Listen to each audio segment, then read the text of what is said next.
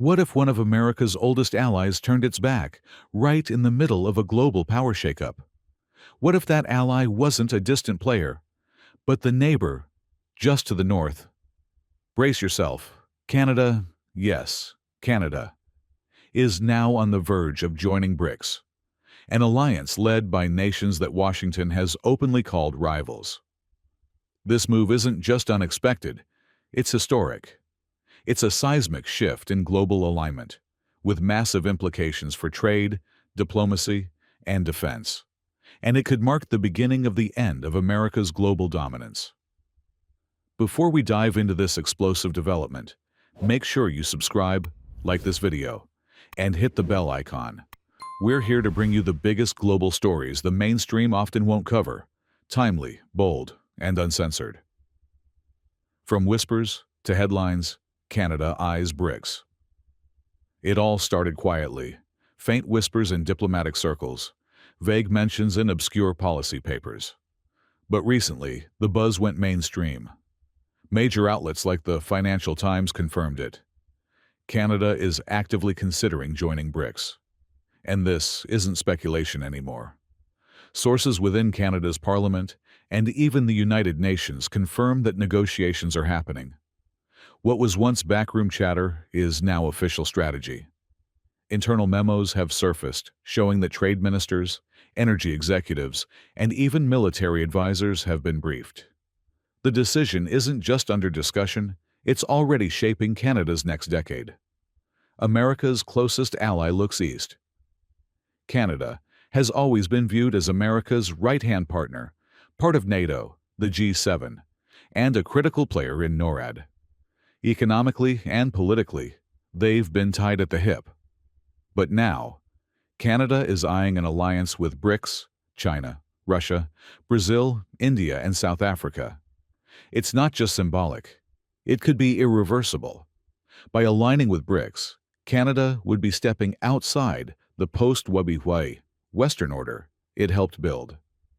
It signals a desire for autonomy, for hedging bets in a world no longer centered on Washington. And it leaves the U.S. without its most trusted wingmen. Trump's trade war lit the fuse.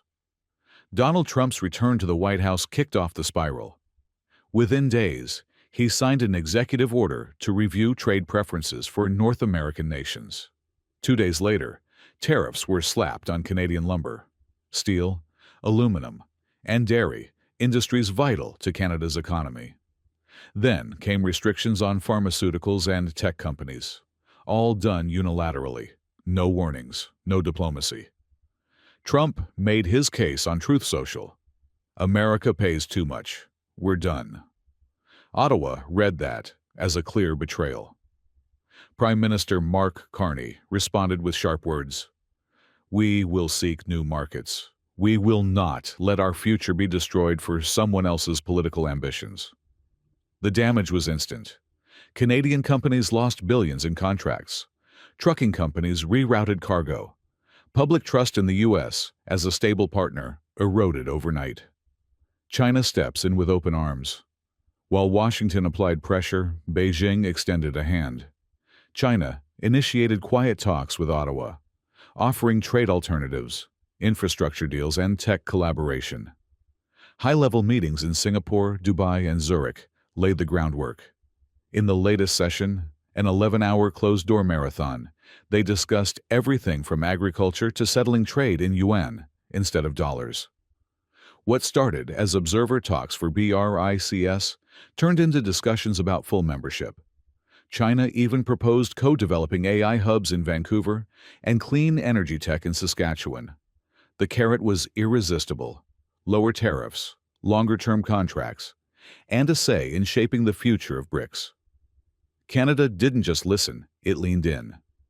This isn't just symbolic. It's a power shift. If Canada joins, BRICS will no longer be a global South platform. It will go global, geopolitically and economically. Washington saw the threat instantly. The White House said they were deeply concerned by allies leaning toward anti-American platforms. Trump exploded, saying, "If Canada goes down that path, we will crush their economy. No one trades with traitors. But behind the bluster lies fear, real fear, because Canada brings legitimacy, capital, and credibility. BRICS would gain a G7 economy, a member of the Commonwealth and a top-tier energy supplier. It's the kind of move that rewires alliances and redefines global power equations. And it's already underway. But Canada is already trading. The pivot is happening. Trade with China jumped 18% in June. A uranium deal with India is live. Brazil's Petrobras is opening an office in Toronto. Talks with South Africa on rare earths and platinum are in full swing. Even more dramatically, Canada is now willing to experiment with yuan and rupee-based settlements, signaling that the US dollar may no longer be the default. It's not just the volume, it's the intent. Canadian banks are quietly building infrastructure to handle non-dollar transactions. Exporters are rewriting contracts. And in a stunning signal of independence, Carney's office just announced a new diversified trade strategy with BRICS at the center.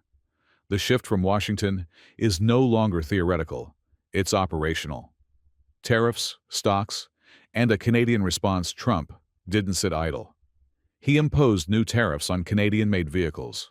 Ontario and Quebec, home to major automakers, felt the sting. Stocks in Magna, Linamar, and others dropped 10% overnight. Unions demanded action. Carney didn't flinch. "We've spent too long in America's shadow. It's time to build our own axis," he reportedly said in a closed-door meeting. Behind the scenes, Canadian lawmakers fast-tracked emergency trade talks with South Korea and Brazil. Auto parts suppliers braced for impact, while dealers feared price hikes across the board. Meanwhile, public opinion shifted, with polls showing rising support for economic decoupling from the U.S. BRICS offers. What the U.S. no longer can. While the U.S. grows unpredictable, BRICS is offering stability. Development banks, investment programs, and trade settlements outside the dollar. For Canada, it's no longer about East versus West. It's about dependence versus sovereignty. The myth that G7 countries would never leave the dollar zone shattered. Add to that BRICS expanding digital infrastructure, bilateral lending frameworks, and long-term energy deals, and suddenly Canada sees an escape route from U.S. monetary control. Analysts note that BRICS nations aren't just providing alternatives, they're reshaping the global rules. For resource-rich nations like Canada, the offer is too strategic and too timely to ignore. Canada is sending clear signals. At the Kazan Economic Forum, Canada's delegates met with Russia, China, and Iran. Their finance ministers showed interest in digital yuan and non-SWIFT cross-border platforms. Washington calls it betrayal. Ottawa calls it strategy, and it may inspire others. Back home, the Canadian Parliament held a classified session on currency diversification and non-NATO alliances. Former diplomats warned of U.S. retaliation, but others pushed for urgency. Canadian tech companies are reportedly in early-stage talks with BRICS firms on AI, cybersecurity, and blockchain ventures. These aren't symbolic gestures, they're foundational steps in Canada's pivot toward a new global alignment. Who's next? The domino effect begins. Experts in the UK are discussing a BRICS-aligned trade system. In France, the political left is openly criticizing dollar dependency. Italy's prime minister says flexibility is key in a world of shifting alliances. If Canada makes this leap, others will follow. A G7 member joining BRICS? That's not just news. It's a global shockwave.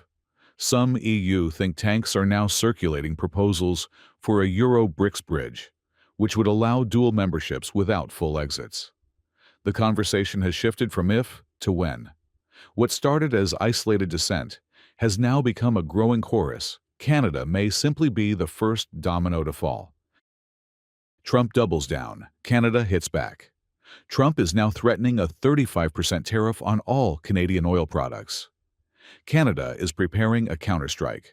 cutting U.S. access to rare earths and nuclear materials. And for the first time, Canada abstained from a U.S.-backed anti-China resolution at the United Nations. Behind closed doors, Canadian officials have halted several cross-border infrastructure permits. Alberta's Energy Ministry has begun courting Chinese and Indian refiners directly. In Washington, lobbyists from U.S. manufacturing sectors are urging the White House to back down, warning of lost jobs and higher costs. But Trump's base sees the confrontation as strength, even as the fallout grows.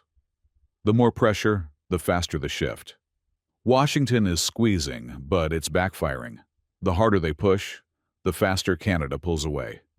Trump wanted to make America great again, but he may end up making America alone.